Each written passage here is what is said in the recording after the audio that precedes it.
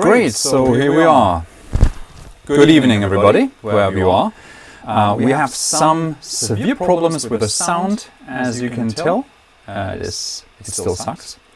I will try to correct this a little.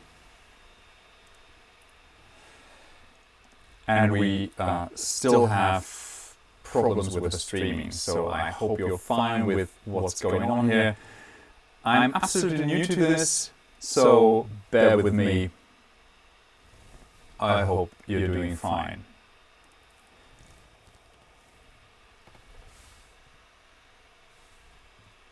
Right. So, today we're going to talk about the OptiBlack and its brothers and sisters from other brands. Black PVCs for reprojection. I hope you all know what I'm talking about. If not, check out my video on the OptiBlack 2.2, which is in the channel somewhere, and the product views. Luckily, I got some samples in the mail. Hopefully, they did send samples.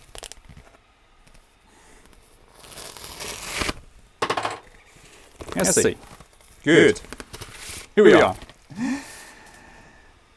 This live stream is not sponsored or in any way endorsed by Yaris. They help me by sending me samples, and they help me by providing products that are truly great. Obviously, we will be talking about other materials as well. There are brands out there who provide black PVCs for reprojection as well, as Tüchler, as Showtex, and most of them are similar. And there are two kinds of black PVCs for reprojection. There are ones that try to let through a lot of light and comfort those people who don't have strong projectors, and then there are those that are obviously based on a more scattering and more true image philosophy, which is, for example, the OptiBlack 2.2, which we have here as a sample. Let's look at those during this. I encourage you to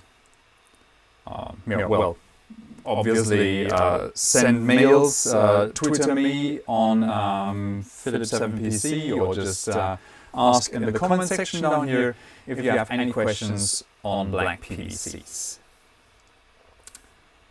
So, let's get started. Why a black PVC if a white surface like this would be far easier to use in the projection? There is a very easy and simple explanation for it. As you can see, this picks up a lot of stray light that is around here. Well, obviously I'm lighting myself for this stream, and this doesn't. You can see some reflection of light, but as soon as the reflection is turned away, a black PVC as a reprojection takes off the ambient light, which is what we want in projections. Let me rip this off. Andreas, I'm sorry. Bear with me here. I guess the people like Yaris hate me for doing this now. Okay. I guess we will have to go through this now. Okay. Let me simulate a projection on the back of it. As you can see, the light is being received by the screen that we're using here and is being scattered and not being let through directly. So if we have a transparent material like this, which is almost transparent, the light goes through almost directly. As you can see, it builds up a huge round spot in the middle, and this is caused by the lamp behind the screen. And this screen builds up, well, you Okay, it actually represents what is being lit at. Well, let me show you what the original shape of the light is. It's something like this. So it's kind of rectangular. And let's first talk about the idea of scattering light that hits the surface of this PVC from the back and distributed evenly. So actually, one light ray hits the PVC and it gets distributed within the molecules and the particles of this film, and in the front you see a lighting up point, which can be represented as a pixel, for example. So a pixel of a projector will be a lit up point somewhere, some dot that lights up. Well, this is due to the scattering of the light. So the light doesn't go through directly, but it hits the surface on the back, and then it gets distributed, and the light rays, one light ray is being scattered into many light rays that go in different directions. And what you can see as an audience is the projected image from every side. So much for the theoretical things here.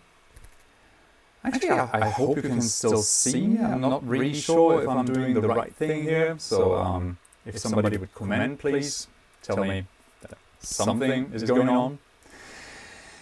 During this live stream, we will contact one of my viewers who has actually triggered this live stream event by asking me some questions, and I thought it would be appropriate to react to those questions directly. So he's building an art installation that uses black PVCs, and obviously there are some open questions. Also, there are some open questions in mail. So let's talk about a few of the issues. Why? Okay. First question is, why is the OptiBlack 2.2 so much more expensive than the Show? Show is an older screen by Gerritz. This is it. And as you can tell, it looks quite similar. They both look quite similar. There is almost no color cast. They have a very neutral, sorry for the white balance here, bear with me. And they look pretty similar, but the behavior is completely different. And you can tell this from the data on the data sheet here. Sorry, just adjust this for you a little. So here we are.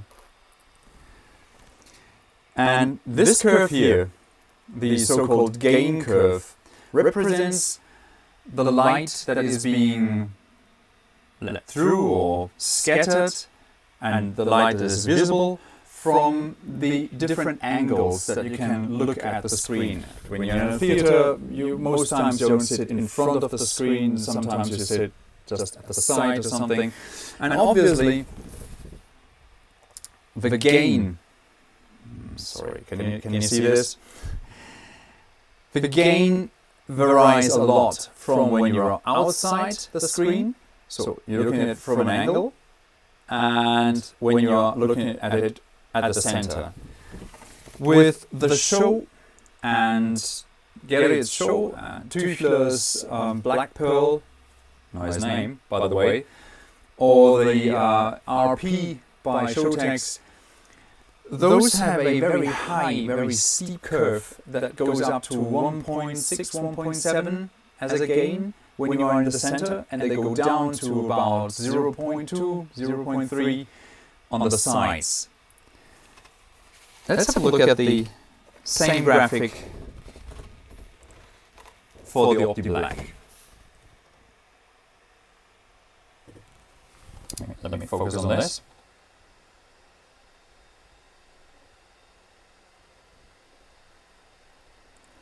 As you can see, it's almost totally flat. And this is the secret why the OptiBlack is probably the better screen to project, to rear project, if you want to use this projection in a theater. Because from every angle, you have almost the same very low, but still pretty good gain. I rearrange this. Oh my god, I'm out of focus. I'm sorry. Let's refocus here. I'm going to be out of focus all evening now. I'm sorry. Let me just peek in for a second. I know you don't do this.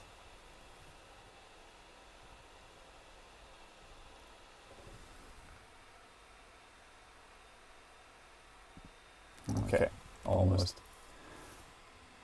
I'm trying to focus with a manual lens, which is super stupid to do when you're doing a live stream. Also, I'm streaming from a MacBook Pro, which is breathing like mad right now. So I'm sorry if you hear breathing the computer more than my speaking. Alright, this flat curve here is the important difference between the OptiBlack and any other black screen I've seen so far. If there is any manufacturer out there who produces a black rear projection screen that does the same kind of flat gain curve, please tell me. I would be super interested to know. Because any other screen, again, I'm really sorry. They're really gonna hate me. Where's my torch? Here's my torch. So if I shine a light onto the show, in this case, or any other screen might react the same way, and we turn it to the side, you see that it gets significantly lower in light. And this change of angle, mainly it's your audience who doesn't see the proper image then if it's on the sides. I had complaints in an opera house where the seating is very wide and people watch it from the sides almost.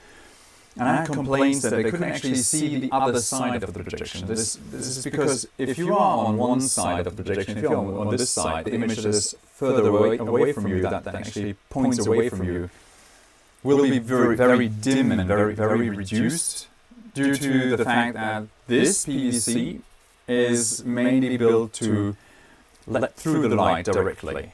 So, here we are. If we compare them side by side, which is difficult because I'm doing this on my own here, and actually, as you can see, I'm not in my studio, so I'm still traveling. You can see that it is significantly darker. So the OptiBlack is a bit darker, and it will produce seemingly almost similar brightness if we turn it to an angle, like so. So you don't see it dim so much. And this is due to the particles in this PVC that scatter the light more elegantly. The light rays hit the surface on the back, and then the scattering happens to almost every side. So it's an even distribution of this one light ray into many other smaller light rays that then hit your eye to see what we are projecting on the screen. So this is mainly a development that has to be paid for, and this is why the OptiBlack is so much more expensive. I guess. I mean, if Hannes Gerris is listening, it's a bit echoey, I hear. Okay. So let me react to this for a second and try to adjust the sound a little. Is it better like this?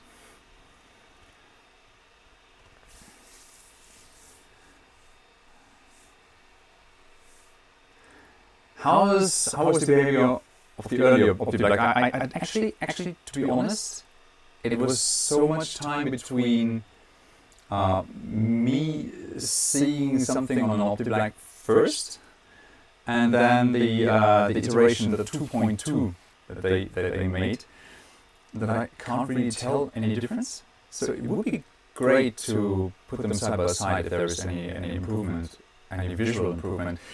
I would guess it's more like the material has changed a lot, so it's easier to handle for us, because the material very often is a little different. Those black PVCs are pretty fixed and stiff sometimes, as you can see. They fold a little. If you do this with a transmission, for example, it would sort of fall down like a piece of cloth. So I'm not sure if the light behavior changed a lot. Of course, it might have been improved, but it was already, I think it was already pretty great when it was the first iteration, compared to the show that had this really strong hotspot in the middle. And does this angle differ between lamp and laser projectors? Good question. I don't think so.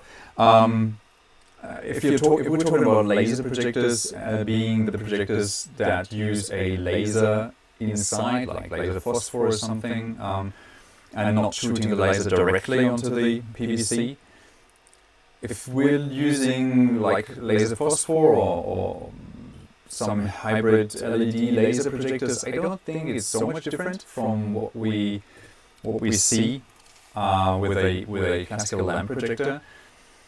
The main difference between those two technologies is actually more the flicker. So if there is a flicker, which is mainly caused by the DLP chip, of course, if we see a flicker, the flicker on the show seems a lot stronger because it lets through more light in the middle. So the direct light transmission is stronger, and so we can see the flicker more obviously. But I don't think there is any difference between this and the other. I don't guess so.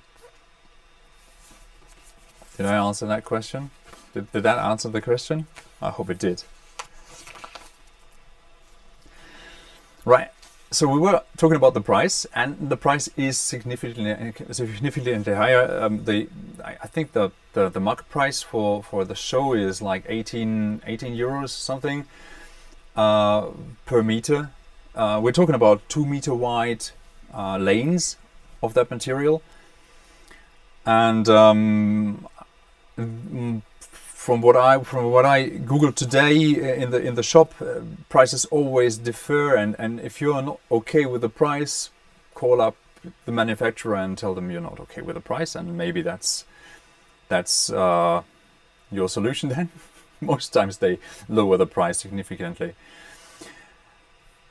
So the price for an OptiBlack 2.2 is something around 48 euros. So per meter, so it means it's between 9 euros for the cheaper PVCs, and that includes also Tüchler and Showtax and many other manufacturers. And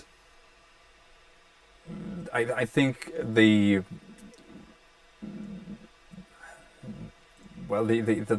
pricing there is mostly you pay a portion for the material, and then you pay a bigger portion for the manufacturing, well, the welding of the PVC and confection and all this, drawing all these holes, yeah, the perforation to hang it and all that stuff. Shipment is pretty expensive sometimes. So basically, I guess the pricing of those PVCs is there is a huge psychological price building process within this thing as well. So always ask for the price. Always ask if the price is right, or if they have some different pricing for you. Most times they have. If you explain your situation, for example, if you're a big theater, you shouldn't explain your situation, because then all manufacturers would say, come on guys, pay up. Because right now, with the pandemic and stuff, I guess we would Yeah, we would all try to make our money. All right, we're talking about €9 on the lower side, where those more, let's call them simple PVCs are based, and then for the more advanced OptiBlack, we are somewhere about, well, €25 per square meter. Sorry, Americans, I don't know how many, a square meter is like 1 meter, and 1 meter. Well, I don't know what it is in feet. I mean, square feet. Is there something called square feet? I guess there is. I have no idea about that. So much for the pricing, which seemed to be an interesting factor. Good question. Somebody asked if the blackness of the screen is there to avoid light spill. So if you look at the screen, there shouldn't be any light spill on it from your scene. The costumes and everything. So if you can see, if I move my head here, I already reflect a little of the lighting of the light back to the screen. If you see those reflections and stuff. But it's a lot worse if you have something white, because it picks up every single lumen that is there as stray light. So yes, the black is mainly to make the rest of the image completely black, which is great. That's why computer screens are black, for example. I mean, they could make white ones, but then the contrast between white and white is a little dull. But to keep away the light from a screen, there's a second solution. It's kind of a fake. You can put some black cloth in front if it's almost transparent, like a tulle or some gauze. So if you have a white screen and you put some black tulle in front, then most likely the light is going to be caught by this tulle and not being reflected by the white of the screen. I say fake because if you use a tulle, for example, it has a microstructure that is kind of squarey, and your image, if you're using a projector like any digital projector, is also with squarey pixels, and you will introduce some really heavy moires, like you know them when you know this effect. I mean, moire building is something that you realize when you are in the audience and you look at your image, and then everything starts to shift colors and stuff. To avoid that, it's always better almost always better to use a black screen instead of this compositing. It's never a good idea to put two materials too close together to achieve something. Of course, it would be great to have a. Let me paint this for you. My painting skills. Do you remember my painting skills from previous videos?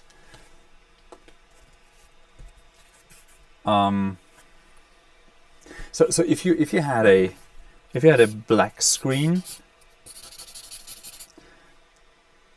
Oops. Okay. Why can't this be? I'm sorry. I have severe problems with the lighting today. So if we put a black, let's redraw this. If we have a black portion of screen in the front that keeps the light from being caught, and then a white portion of screen behind, this would be great. This is the ultimate dream of every projectionist, because now you rear project on a white screen, it lights up really bright, and then the black keeps, well, lets the light through, of course, because it's something like this maybe, and it doesn't reflect the ambient light. To be absolutely honest, I have asked them. The answer wasn't too pleasing, because you have to colander those two materials together, as hot materials, because you can't actually glue them, because you would see any glue that would be somewhere inside would be visible. So you can spray something on it or do anything like this, but the price will be super high, because you can't manufacture those materials like a sandwich material. You can't really manufacture it easily. So it's going to be super expensive. And then while welding, you will have to melt those two layers together. So every 2 meters there is a weld for a big screen, and you would have to, well, melt the material to weld it together. And this would then mess up the whole thing. It would have a stripy image. So the idea of this this composite material is a nice idea. It occurred to me many times, but it's not a good idea, because it's super expensive. Leo, hey Leo. Cool.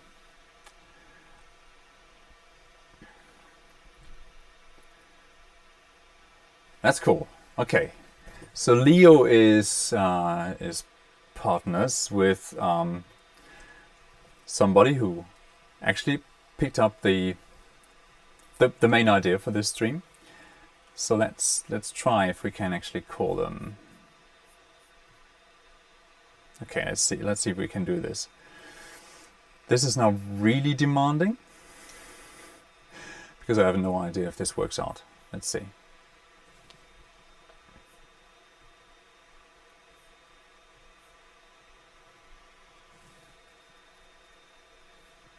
So I'm calling up this viewer who actually, wow, do I have a sound?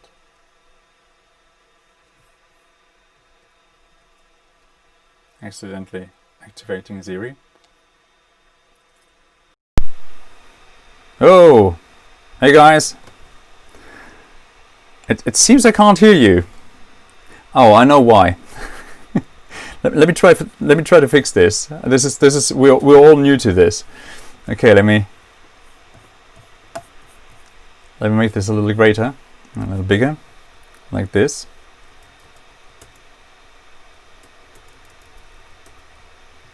Let me just hop on. All right, wait a second.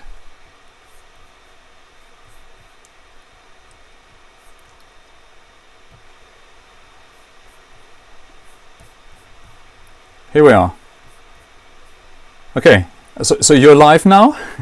The only problem is I don't hear you. That's one of the problems. Let me.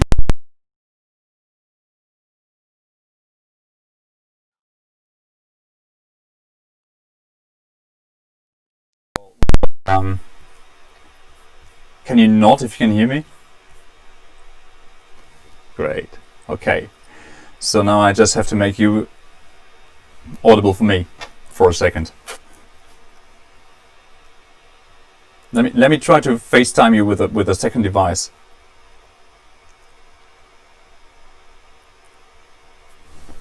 This is all very very exciting today. Let me while I'm trying to not lose the audience completely. Wait a second. This is going to take a second here, so I'm gonna switch back to the mainstream. Stay there. I hope you're not on a data plan. Okay. So here we are. Oh, now my image is frozen. That's unfortunate. Okay. This is not working the intended way.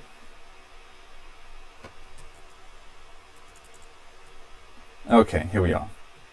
Okay, right. So we're back. While I'm trying to connect to Nikolai and his mate, who will try to ask me some questions. I will have to do this on a separate device, because I'm absolute noob. If anybody out there is ready to teach me how to stream, I would be really glad. While I'm doing this, let's pick up the question of the color cast, which came up here on Twitter. Color cast is a main problem with most of these PVCs. You can address it by changing the color cast, well, the color temperature or the coloring of your projection. You can't really properly avoid color cast if you are, whoops. You can't really avoid color cast if you're just projecting footage that is some footage that you can't control. If you wanted to control color cast between the projector and the screen, you would need to filter it, and thus you would need some really elaborate, precise color filters to put in front of a lens that then projects an image in large scale. And everybody who has ever bought a cheap filter for his camera knows that it is actually a very bad idea to do this, because it's getting blurry and all this. So the color cast, yes, it is a problem. As far as I remember, the show is a little bluish. The OptiBlack is a little brownish. You can try to balance your color either in your server software, or you try to, here we are, or you try to answer that problem by creating footage that kind of plays the trick a little. It's really difficult to deal with color cast when you're in a theater. The main problem with all this is the color cast, or the color that you have from your show. So the show itself, the show lights, I mean those lights, for example, this is really bluish. Now this is pretty greenish. This is why I actually turned down the saturation of my stream a lot. So basically color cast can occur. It is really reduced by most manufacturers. Most manufacturers are pretty good at keeping the color that you put on. Okay, let's do this thing. How do I do this? This is going to be really interesting. Oh, it's three of you now. Wait, let me. Is that going to work if I jump in as a third? Doesn't really work like this, does it? Can you hear us now? I can hear you. Can you? Oh, wonderful. Hi, how are you? The problem is the audience now can't hear you. We're gonna do something really low tech now. Can you exactly? Let me change the camera so you can actually see me. This is really low tech now. As long as it works. I like how low tech this is. Let me get you in focus. So here we are. Those three guys. Oh wait, this is bad with the. Those are our three. Can you introduce yourselves? Hi, I'm Nikolai. I live in California, and I currently go to the University of California of Los Angeles. Let me turn you up a little. I'm Benny Sigaloff. Born and raised in California, in the Los Angeles area. I currently attend Boston University, but I'll be taking my classes here. Right. I'm Leonardo Pham. I'm also from LA, and I currently go to the Cooper Union in New York. Great. So very diverse situation with where you are. Wait, let me try to fix this a little. Oh, this looks good now. Now here we are. So you are currently producing a piece that is working with black PVCs, as I heard. Yes. So basically, we want to create this art installation with 5 different panels that we project onto using 3 short throw projectors, all of which will be rear projection. And so we found OptiBlack as the pinnacle of rear projection and of keeping those contrasts dark, and therefore when the user is inside this little hexagon we've created, they feel completely immersed in the experience, and it really feels like you're in a 3D modeling space with creations spawning left and right.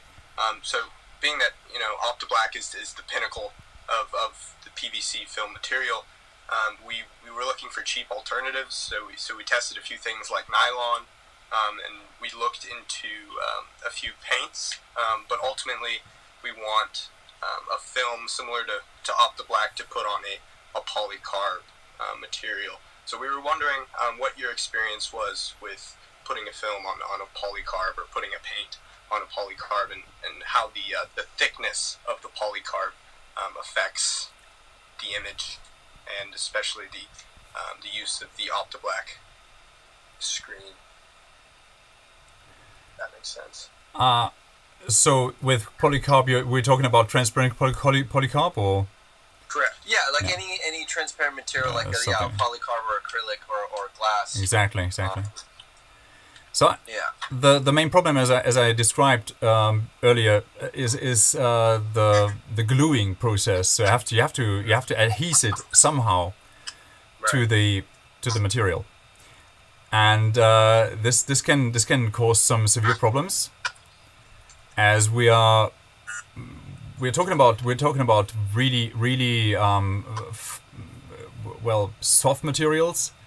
So to create an adhesive between those two would create the danger of having wrinkles firstly, and then little bubbles or something building up inside. So I guess the best thing would be to either use the OptiBlack as a film, and just stretch it to a frame or something.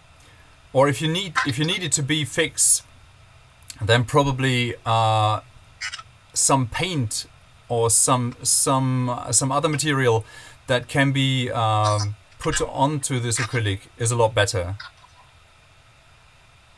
And what paints have you used in the past that have worked?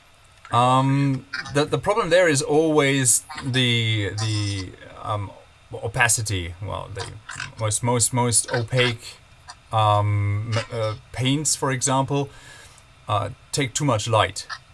So I will be putting out a vlog very soon about a firm in Germany who produces some kind of paint that is black and has little particles in it, and those particles actually collect the light and scatter it. So it does the same thing as a projection screen, but as a paint. And they produce lack for any other application, so in cars and stuff. So what they do is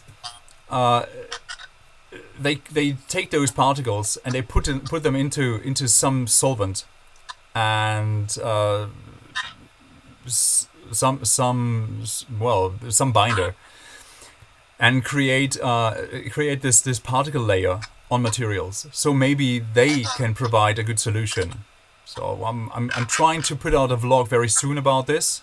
This encourages me to go a little quicker with my research on that. Excellent.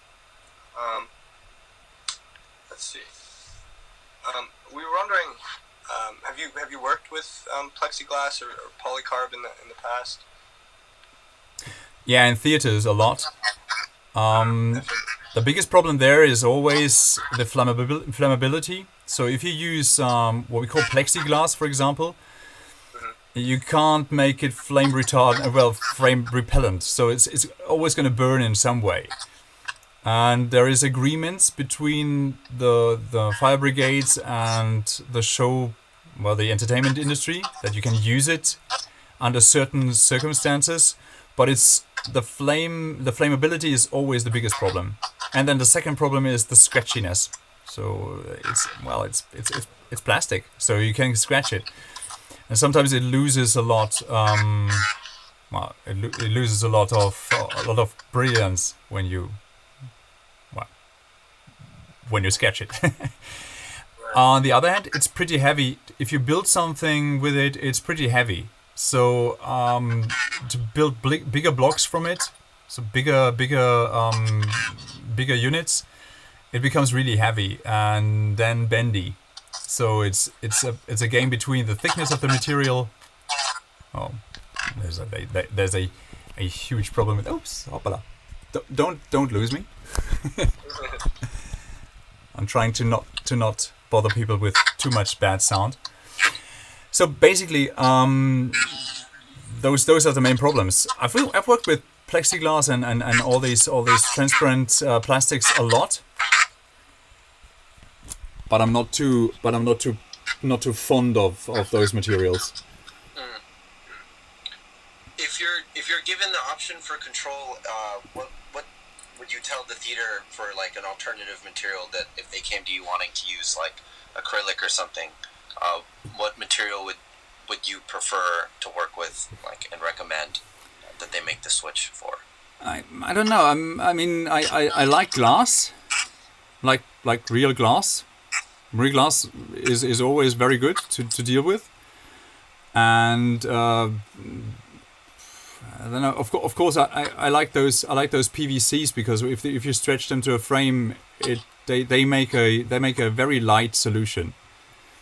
So if you have a good frame and you can stretch them, I can actually stretch them from one side to the other. They are wrinkleless and might be a good solution for that. And then, what kind of experience do you have in terms of like projecting onto different sorts of fabrics or like more of plastic, like loose plastic? Well, the loose plastic thing is exactly what I said about the wrinkles. So that might be a bigger problem. If you use the OptiBlack, for example, and it has wrinkles, then they look pretty, but it is always a. I think it's always a question of how those materials, what personality those materials have. If you have a cloth, some piece of cloth, then I think if it wrinkles, it's nice. If it's plastic, it can be cool as well. But I guess it's really a question of the personality of the material. If the material allows to be loose or in some way. Gotcha. And so, to go back to the discussion about plastics, what is the optimal width of the thickness? How does the thickness of the piece of plastic affect the image generally? There is a sweet spot. There's a sweet spot. I mean, you have to have a certain thickness to have a stiff material. Mm-hmm. So it actually builds up and it holds up. And then there is that point when the transmission between air and the material is also a problem because the rays are getting bent. I think we have some severe problems here with the sound, but okay. And at the same time, those thicker materials they bring a lot of problems. I mean, at some point they're too heavy. If they're really stiff, then they're heavy. You have to roll them in or just suspend them really well. But image-wise, the only problem I have, if it's too thick, if it's over 1 centimeter or something, you start to build a lens, and that lens effect is going to cause some heavy distortions and stuff. Gotcha. So, what is your, just a more personal question, what is your workflow like? How do you come across new visuals? What inspires your visuals? And what programs do you use in work? Because I know that you're more than just a projectionist. Yeah, that is fortunately the theme of the next video I'm gonna put out. Because it's being asked a lot, and I think it's one of the main themes in my work. How to get those inspirations and how you become what I became. I'm not sure what I am. That's the point. So maybe I'm an artist, maybe I'm not. I try to refuse that I'm an artist because I try to make people happy with what I do. But I guess that is a whole new theme that we can tackle in the next session because that's going to take a lot of time. Sounds good. Okay. Well, Cool. One quick question, if you don't mind. Is Shoot. that okay? Shoot. Cool. So, right now we're working with an HDMI hub with 3 outputs and 1 input. Our hub doesn't recognize our projectors as 3 different monitors. Instead, it duplicates our single computer screen. So we were wondering what program/HDMI hub you would recommend to create one continuous screen. I would almost always try to bring it all into one machine. Try to build a computer with a lot of graphic cards and have it synced in there. Because if you try to put out a big image, then you will need this graphics power. And then you're gonna send it out like 4K or whatever, and then split it up or do something. It's almost easier to build one big computer that does the whole thing. So put a lot of graphic cards into one computer and have a lot of graphics outputs there. And then use whatever protocol is good for you. Okay. Beautiful. Thank you. Cool. And also regarding all the material that you've spoken about, it always tends to come back to OptiBlack, but as we know, it's pretty expensive. Do you have any cheap alternatives that mimic or maybe we can make or get close to recreating OptiBlack? Yeah. Well, as I said, if you're doing a project, then it's always good to partner up with somebody. So you can reach out to the I think there's somewhere in Las Vegas or somewhere. Garrett's. So reach out to them, ask if the material is available for a different price because it's a good material. I always recommend this because this is the cheapest alternative that you have. Just get it for cheaper. And then of course all the other manufacturers who put out screens, they build good screens, but the screens have this problem that you can't really, well, you have this hotspot in the middle, and this might it's just not the same experience. Okay, well, yeah, I think that would answer our question because we want to, as best, eliminate the hotspot as possible to really keep the viewer immersed. And if OptiBlack is the only place to find that, then obviously that's the quality that we're looking for.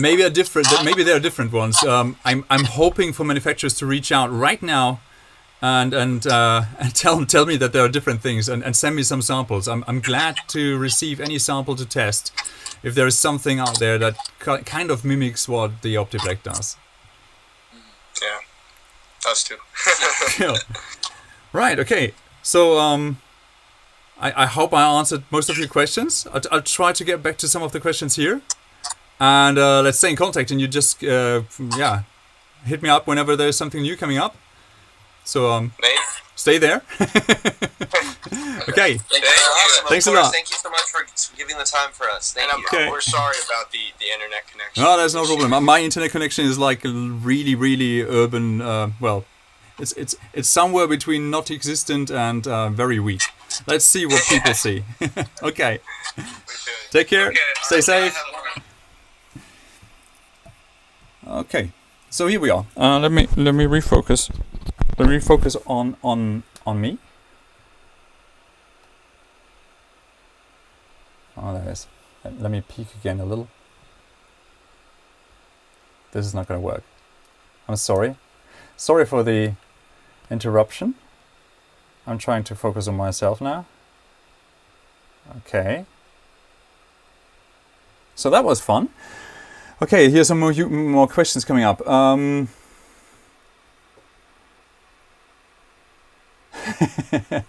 EZ. Okay. Easy sounds like the best version of I'm sorry for my pronunciation. EZ. Easy.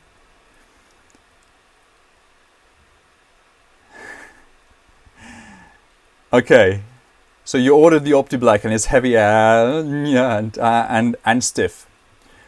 That is right. It is not the lightest material and it is not the softest material.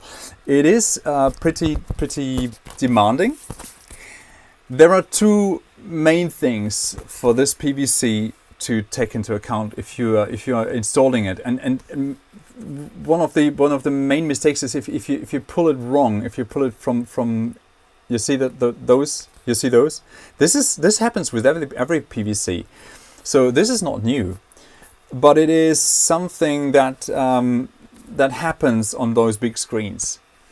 So the first question that I have back to your question is actually, did you buy just a roll of this material and now you want to do it yourself, or did you buy a confectioned piece like with a perforation and welding, something like this? Because if it's welded and perforated, then the best thing is really to stretch it into a frame and to have it stretched out. There is one trick that I use when I use just one piece. I clamp it. So I use clamps to fix it. So you take two pieces of wood to each other, and you put the PVC in between, and then you clamp this sandwich with a strong clamp over it.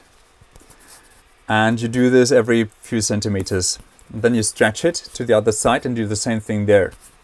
Of course, one of the pieces of wood has to be fixed to some other structure. And then you heat up the room to about 45 degrees Celsius. So I don't know how much this is in Fahrenheit, but I guess it's some kind of really warm summer day, really warm. So heat up the room, or just heat up the screen by putting some floods on, like turn on the floods and make it really warm, and then just gently stretch it a little and reclamp. So what you do is you stretch the whole material a little, but really gently, because then it becomes soft. When it's warm, it becomes soft. It's actually a thermoplast. So it gets this form while warm, and then it gets rolled into a colander. And then this is what happens. There is two things that happen to the material if you stretch it too much. It thins out, so you shouldn't stretch it too much. And when it goes back into form, it will build wrinkles if you're not really evenly distributing the forces. What you can do is really just... Sorry, Andreas, I just ripped off the sample. This is the white thing here. Just use two pieces of wood or something to clamp it together, but really distribute the power over all the seams. So you just put wood over all the border on both sides, and then you clamp it. That's the easiest way to do it. If you didn't buy a confection piece with holes in it, like a perforation where you can pull a rubber string. Rubber strings are really great for this because they distribute the power. The perforation should be close enough to really distribute the power of stretching it, but not too close, otherwise you work your ass off. Sorry. Oh god, we're live. And now I'm demonetized. Okay, it wasn't a roll. Yeah, if it wasn't a roll, then maybe it's best to really try the clamp thing. It really depends on how much you do. Usually I don't do more than like 4 meters by 2 meters, something like this. Because if you do more, it's getting really tricky. It's just a very well. It's a stiff material, but it's a great material to project on. Isn't Macrolon the flame retardant alternative? Yes, Macrolon is the flame retardant alternative. I don't like Macrolon so much because it is, well, it's a bit bendier than plexiglass, for example. But in a Stadttheater, as you say, yeah, it is the better alternative because it's kind of flame retardant, but I have no idea how thick you can build those pieces, and Macrolon is really expensive, more expensive than than any PVC, I guess.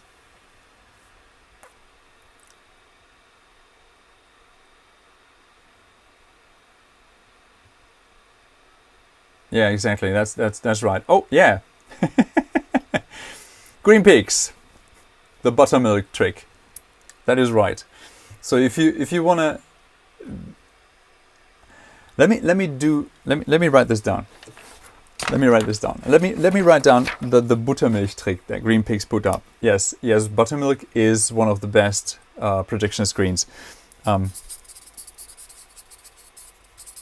Let me buy the stuff. Let me get the camera, and let me create a vlog about this. I'm not going to tell too much. I'm not going to no spoilers today. Okay, some more questions here. What other purposes than projections? Yes, very easy. Lighting. If you have a black background in your theater with well, yeah, can be the OptiBlack, can be anything else. If you have a background of this, like I'm talking about the real background, like a backdrop, like the whole cyclorama made of this material, and it vanishes when it's, I mean, now it vanishes. And then you can classically light it with some floods, like you would light a cyclorama. The OptiBlack or the show or any other black PVC. I'm talking a lot about Gary's products now. I should actually talk about other products as well. Like for instance, the Black Pearl by Tüchler is a great backdrop if you just light it with color, because the color comes out of nothing. Out of thin air, you have a color, and this can be a great background for shows. So that is another application if you're not just projecting on it. I like projecting because that's my job, but mainly, of course, you can do many other things with it. Oops. Let's keep going. I messed up my notes. That's fine. Let me remess my notes first before we continue.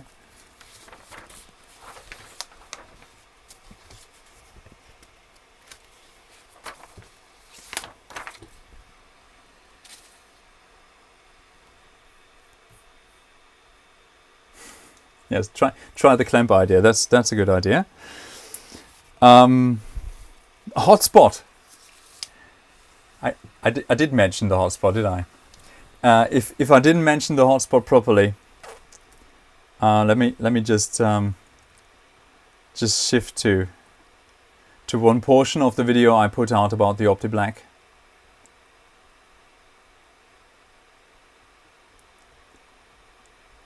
Now wait.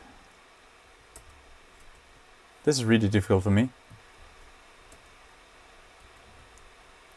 Okay, so you remember this video, and you probably remember. Let me try to find out if I'm streaming this properly.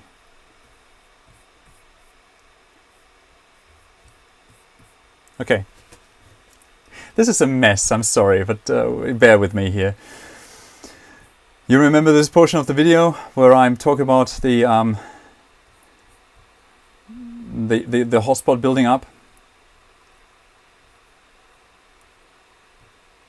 So let's talk about the hotspot. In this image, you see that I took care that you can't see the hotspot, but you see it in this image. If you follow my mouse, that's the hotspot. This is looking directly into the lens of the projector. So the projector is behind this area, and this is the area where. Can you actually hear me? That is a bit disappointing. I'm sorry. I have to check if you can hear me. You can hear me. Good. This is the hotspot.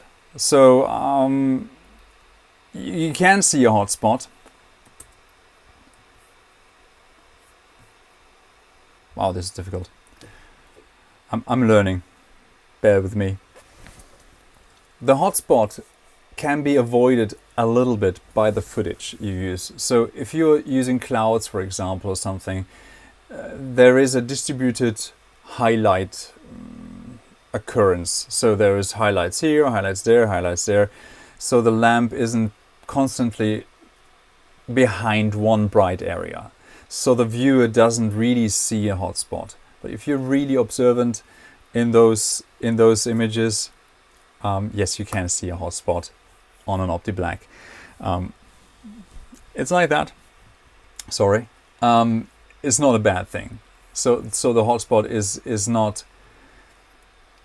is not something that you have to avoid at any cost. But I would try to take away as much of the technical side of your image from the audience, and try to avoid everything that isn't part of your image. So thanks, Green Peaks, my sound is fine. It isn't this distracting thing that happens somewhere behind the screen. So you see the projector flickering or something like this. This will distract people from the image, and this will make your show less worth. So try to avoid it. Try to avoid distractions by bad technology. So yes, I would always try to buy a screen that avoids a hotspot, of course, if I can. Where are we? Next thing.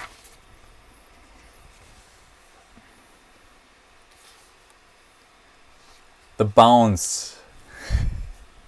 Yes, it is glossy. Look at the two sides. There is a matte side, like this. This is the show, by the way. This is the matte side, and this side is a little more glossy, as you can see. There is a reason for that. While you're producing a projection screen like this, you use granulars of this material, you heat them up, you mix them really thoroughly, and then you put them on top of two big rollers. They're so-called calendar in English, by the way.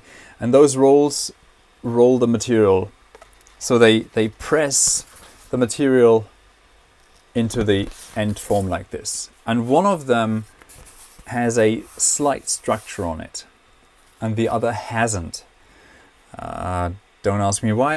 I guess it's because if you have two structured sides, then a difference in rolling speeds and a difference in the go through of the material will cause a tearing of the material. So one of the sides is, well, at least I guess, is blank. And if you look at it, if you really thoroughly look at it, then you can see that there is structure on one side and a little more gloss on the other side. And for a real projection screen, the structured side is to the audience and the other side is to the projector. And that's the problem with this material, because as you can see, there is reflections, and that reflection, that reflected light, is light you lose in your projection.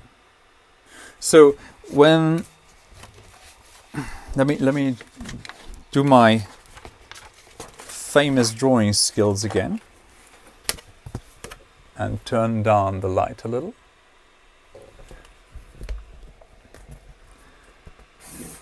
When light from the projector hits the screen, a portion of it gets reflected back. And if the light hits it at an angle, as we all know, the light bounces off like this. And then some of the light is going to be scattered in here and being spread in little smaller rays, or less intensive rays, to the eye of the observers on this side. Here's the people sitting. And the light that gets reflected back magically is more light when it's at an angle. I can't really tell you why, because I'm not a physical person, a physician? No, this is something else. You know what I mean. The technical explanation for that I lack, but as the light rays go flatter at an angle, more light gets reflected back to the projector or to the side of the projector, and less light is going through, and this can be a problem. And the reflections on these screens are always, well, the back reflection is always something that disturbed me. And we're trying to find solutions with some manufacturers, not only Gerrits, but we're trying to find solutions to make the reversal side of a screen a little less glossy, so more light goes in. But it's really a problem that you can't just try it out, because you have to use several thousands of kilos of material before you can really produce one homogeneous piece. So you have to produce like the yearly output of OptiBlack just to see if it works or it doesn't work. So it's a little difficult to test, and it's a little expensive to test, but we're trying to input as much as possible from our artistic side and from the technician side and from the theater side to the manufacturers to see what can be done and what can be optimized. So hopefully there will be a OptiBlack 2.3 sometimes, or maybe they jump the version and they go somewhere else. So yes, the gloss is a problem, but it's not such a severe problem that I would, no, you can't avoid it. It's just there. So far, I think I tackled all the questions. I didn't tackle the problems that I have here while streaming. It's unfocused. It's really bad.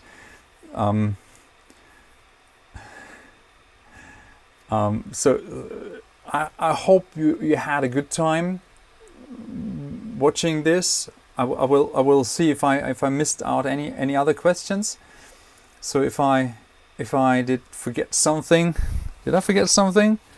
Can you just sort of comment on it and tell me if I forgot something really essential?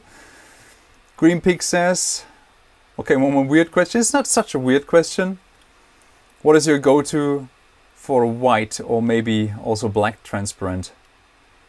Doesn't have to be Gerrits. That's okay. My absolute go-to is actually fabrics and not so much PVCs, because I like fabrics, and I like, for example, I like the Stumpfel projection walls. They are really great.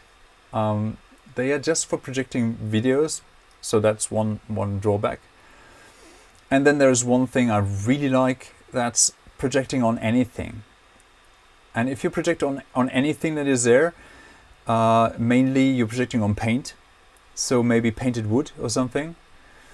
And I like when colors do different things. Well, not colors, in kind of colors, paint. If paint does something different. So if paint does this special thing, like for instance, you have a black painted wall and there is little particles in it that reflect, and you project on it, and the image is just really, really nice and bright, something like this. So something I didn't expect. So what I like is finishing surfaces to make them useful for projections at many angles and stuff. And this is what we're going to be talking about in 2 or 3 videos on, like in the future. I'm going to produce some videos on how to paint things. There's going to be one is going to be the Buttermilch, certainly. I guess PVCs are great if you project on some plane. But if you're in a theater and you're using light rays to paint your images, then it is not really useful to always go flat, plane, 4 corners, 4 sides. Sometimes you want something special, and this is when you project on unusual things, on the scenery, on people, on anything. Like really anything, and if you want to project on something, you have to finish it a little. This is to answer your question, my favorite go-to. Finish the surfaces I'm going to project on. On the other hand, there is, I know the Gerrit's products pretty well because Gerrit's is a manufacturer that you can access really easily through the theaters. Most theaters have special contracts, so they can obtain special pricing by Gerrit's. And I guess it is easy to know one brand really well. But if I'm walking around, I find other. Yeah, maybe the materials that we are using change a bit, and we should change them more often. Because to be honest, we're using those materials because we have them, and this makes us use those really small, narrow repertoire of materials, and try new things. Yes, I know it's difficult to find. For example, Tyvek. Tyvek is a great material to project on, and it's really easy to handle. It's light, it's cheap as dirt, and you can project on it pretty well. But it flames up like mad. You put a match to it, and it burns off. So you can't use it in a theater unless you're using a special treatment for it. So you're gonna have to make it, yeah. Basically, you have to make it flame proof, which is in most theaters is a big hassle because you don't have the certificates and all that. So there is a certified flame proof Tyvek, has been, and it has been removed because the testing, the orders to test those materials are so rigid that you can't actually really test it this way. And the problem is mostly the heat, not so much the fire itself, but the heat, because those materials melt. So Tyvek, I like Tyvek, but it's really difficult to handle. I like Gator foam, for example, or all these foam plates that you can buy. Great material to project on because it's paper white, slightly glossy, slightly matte.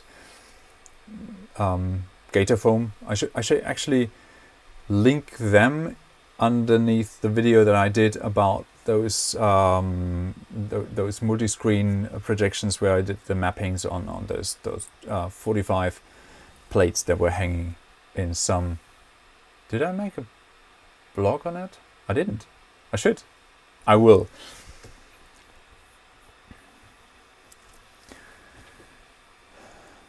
Zuralurs. Hi.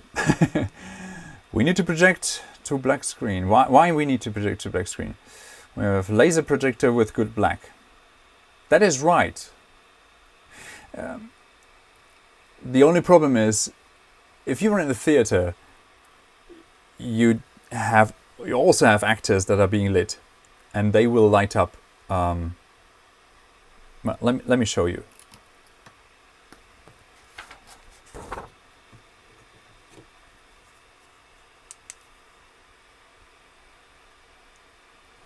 This is what happens if you light me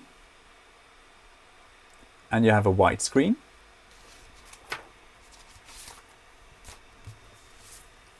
This is what happens if you light me and you have a black screen. You can't see the black screen. That's why... Oh shit, I turned off my light. That's why we want to have a black screen. Because the black screen doesn't pick up the stray light from your actors, from anything else. In any other condition, if you have people sitting down in a dark room and you can project, always use a white screen, of course. This is, I mean, those materials are for theater, for shows, for fairs. Obviously, yes. It's not so much to avoid the black spill of a projector when it doesn't really project black, but something. Laser projectors, that's right. I mean, the laser isn't the thing that makes the black. It's the DLP and the straight cutoff, and it's the trick that the laser does that actually turns off. Well, if we're talking about laser projectors as the solid state projectors, if you have a laser that can be dimmed immediately if an image is a little more dark. I don't like those, because dimming a laser, dimming LEDs, dimming any of that is always being done by I say Phasenanschnitt, by phase alternation, not alternation, phase reduction. I have to Google this. I'm sorry, I'm not a native speaker. And it starts to flicker. And flickering is something I really hate. I don't like flickering if it occurs in one of my videos, because flickering, if you don't see it with your eyes, you see it with your camera. And if I see all those videos done by TV stations of the stuff that I did, and they never care about the frequency we use, and they never care about the flickering, and they always in the post they always realize, oh damn, it's flickering.